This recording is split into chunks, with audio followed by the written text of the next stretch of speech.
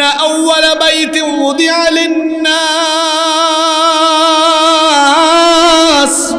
নিশ্চয়ই মানুষের জন্য প্রথম যে ঘর বানানো হয়েছে লাল্লাযী বিবাক্কা, সেটা বাক্কা অর্থাৎ মক্কা নগরীতে অবস্থিত। আর ওই ঘরটাকে রব্বুল আলামিন কেমন বানিয়েছেন আল্লাহ তাআলা বলছেন লাল্লাযী বিবাক্কাতা মুবারাকান ওয়া হুদাল লিল আলামিন।